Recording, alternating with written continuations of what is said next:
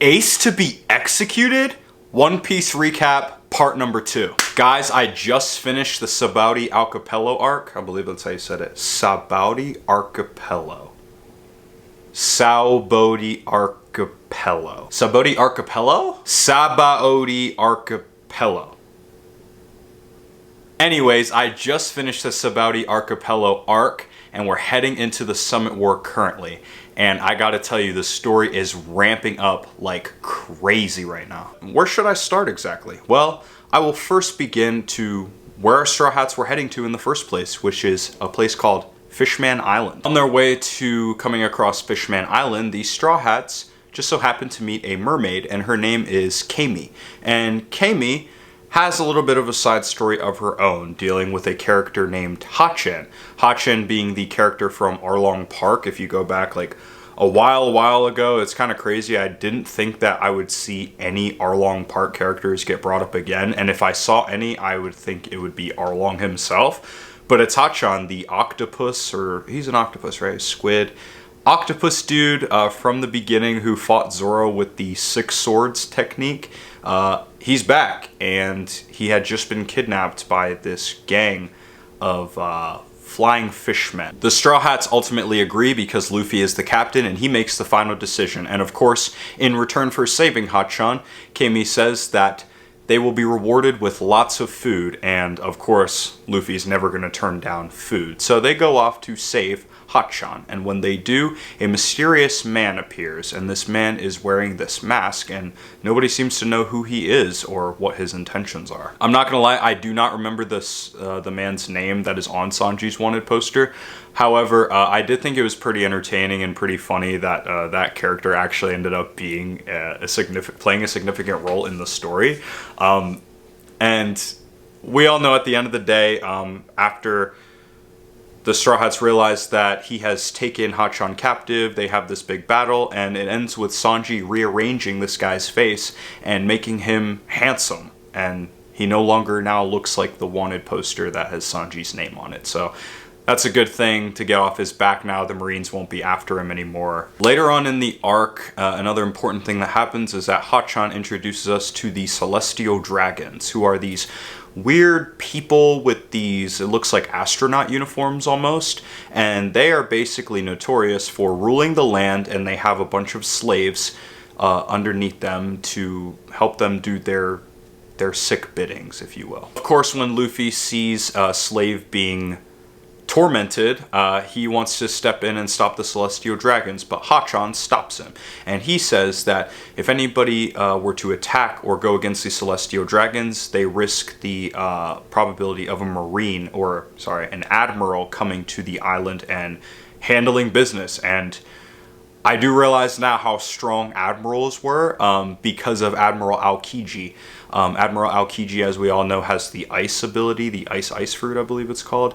And he is incredibly powerful, and when Luffy actually went against him head-to-head, he stood no chance. So the admirals are really cool, and they all have unique abilities. I believe there's 3 of them, and I'm really looking forward to seeing more of what these guys can actually do. One of the bigger reveals that we learn in this arc as well is that Ace has been captured, and he is set to be executed.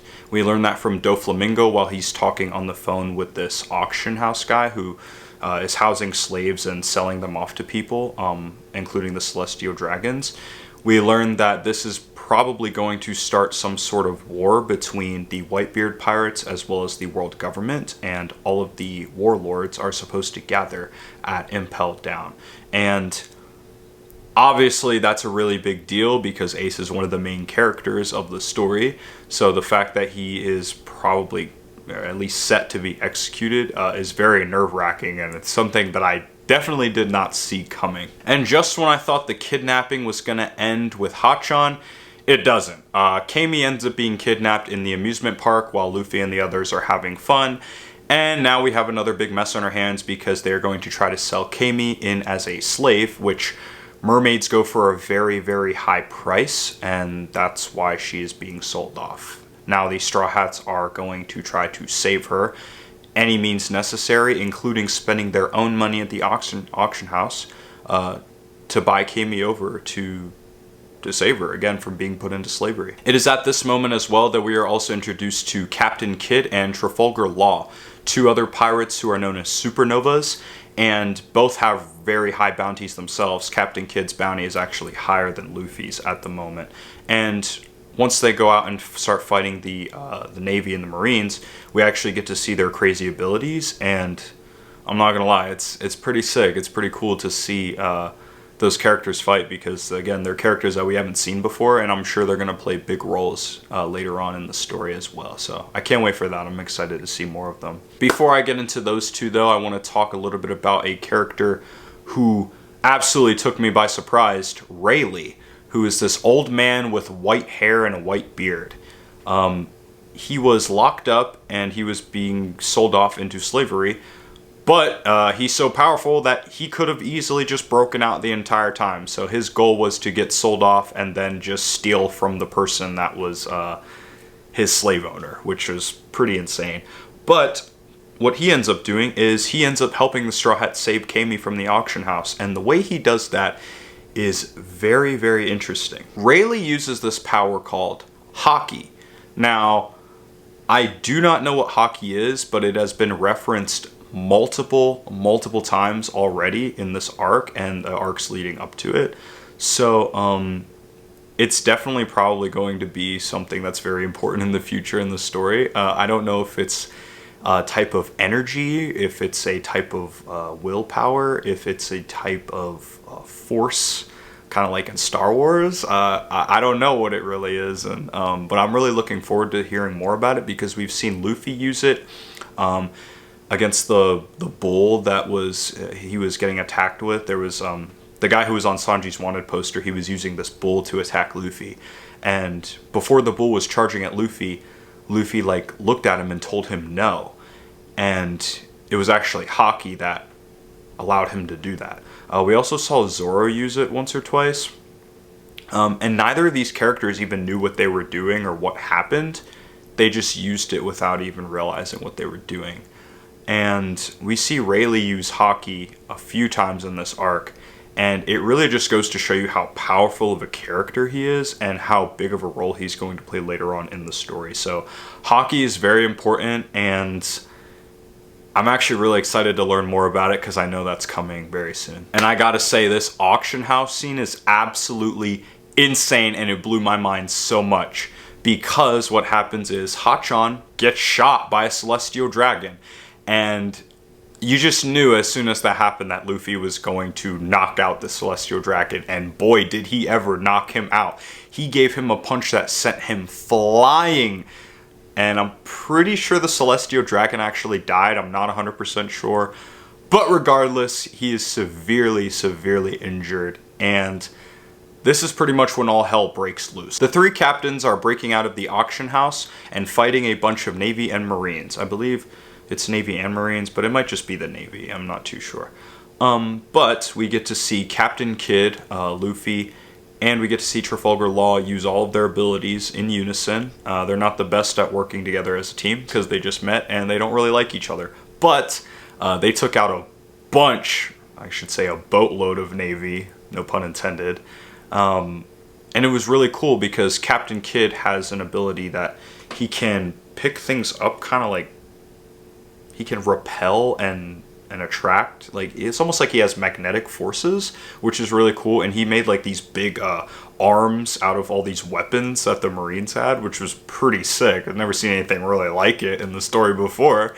And then we also see Trafalgar Law, who his ability is really unique. He makes this bubble dome type thing, and anyone trapped inside, he can almost use Buggy's power and chop them up and to take their body parts apart, like Legos kind of. And it's really cool. Like, it's something like I didn't think that was going to be their powers or anything, but it's really unique, and I can't wait to see more of that. Stuff like that is definitely one of the things that really keeps me invested into the show, and it just goes to show like how crazy of a story One Piece can really be once you get into it. And like I said, the fights, I've said this in previous videos, the fights only get better and better as the story progresses. And the powers only get more insane as the story progresses because the strength of the characters ramps up incredibly. And again, it's really entertaining, I gotta say. I loved every part of this battle with these three. After the Straw Hats get a little breathing room and are able to escape momentarily, they learn that Rayleigh has a backstory of his own, and he actually used to sail with Gold Roger, the king of the pirates, back in the day. And we also learned that Gold Roger turned himself in and that he wasn't just caught by the world government. And that's really cool because I don't think up to this point we've seen a character express their relationship with Gold Roger, and he's kind of just a mystery to us. Like, the only time we ever really hear him is when he's talking on the preview, the openings and the previews and whatnot. So again, that was really cool to see, and I can't wait to see like more and learn more about Rayleigh, because I feel like he's going to be a really important character as the story progresses. At least I hope he is, anyway. I had just mentioned how the Straw Hats got a little breathing room. That quickly went away, because as soon as the Straw Hats left outside again, they were greeted with a bunch of pacifistas, or I call them Kuma clones. And it was shocking because in the beginning we saw Bartholomew Kuma show up, one of the 7 warlords, and I thought for sure, like, oh, these guys are done, right? Like, there's no way the Straw Hats can match up to that. But it turns out there was multiple Kumas, and they're all just robot clones of Kuma. Like, they have the same body and they look the same as him, but they don't have all of the same abilities that he has, besides like the lasers, and they don't really talk either. Which is really interesting. I'm not sure why specifically they made the pacifistas look like Bartholomew Kuma, because they could have made them look like anything, but regardless, it was pretty insane, because what ends up happening is not only are the pacifistas there, but Admiral Kizaru also shows up. And Admiral Kizaru is just... He really took me by surprise when he showed up. Admiral Kizaru's ability is none other than being light. Literally being light. Like, he can't be touched because he is made of light, which is insane to even think about. Like, how the heck is somebody supposed to beat a character like that? It doesn't make any sense. It seems even more powerful than Aokiji's technique. And we see him go head to head with with all of these pirates, different supernovas and not. He's lightning fast, he can't be touched, and he seems pretty much unstoppable. And then we get to the point where he is about to kill Zoro. He literally has him pinned down with his leg and is about to shoot a bolt of light straight through his chest. But then Rayleigh comes in and saves the day, and he actually goes toe-to-toe with Kizaru, which is pretty insane, again, because I didn't think that anybody could really match up to Kizaru. And I'm not saying that Rayleigh is necessarily as strong or stronger than Kizaru, but for him to hold him off for even the moment that he did was pretty significant. Toward the end of the arc, the Straw Hats ultimately, believe it or not, face defeat, and they cannot overcome facing all of these pacifistas, as well as this axe dude that shows up. I'm not sure the axe dude's name. Yeah, it's slipping my tongue right now. But he shows up, and then Admiral Kizaru as well, and then the rest of the Navy and the forces show up to the island to stop the Straw Hats and any other pirates that are there causing trouble. And it seems like all hope is lost, truly. And what ends up happening is the real Bartholomew Kuma shows up after all. Kuma immediately hits his famous line, "If you could take a vacation, where would you want to go?" And he starts making the Straw Hats disappear one by one until it's just Luffy left. One thing I really loved about this part of the arc is Luffy's emotion seeing all of his crewmates disappearing, vanishing right before his eyes in thin air.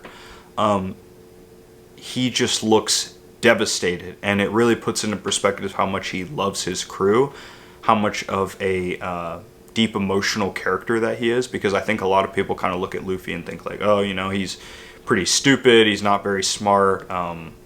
He's kind of just a bumbling rubber man. But at the end of the day, like, he doesn't just care about food. He cares about his friends. And to see the emotion on his face once his friends are disappearing right in front of him is really a sight to see. And it had me on the edge of my seat. Throughout the entirety of the series so far, I don't think that I've seen Luffy this shaken up or this devastated from his friends being dealt with. And again, that was really tough to see. And the arc ends with Kuma sending all of the Straw Hats flying, and nobody knows where they're going. And this is what's going to lead us into our next adventure, and I cannot wait for that. That being said, this Summit War saga is definitely going to be the longest saga that I've gone on so far. And I want to kind of break it up into separate arcs. Let me know in the comments if you think that's a good idea, or if you think I should just recap the entire saga once it ends. But nonetheless, like I said, the story is ramping up like crazy, and I can tell you right now that this arc is already much better than Thriller Bark, and it's not close. So everything that people have been saying about how it's going to ramp up a lot after Thriller Bark is definitely true and coming into fruition so far. And like I said, guys, One Piece is completely changing my life. I'm loving it. I'm loving it more and more every single day. I'm loving the characters more and more, and I can't wait to see what the next adventure holds. And man, it's going to be fun. So you guys stay tuned for the next recap that I'll do, and we're on this journey together. See you in the next one.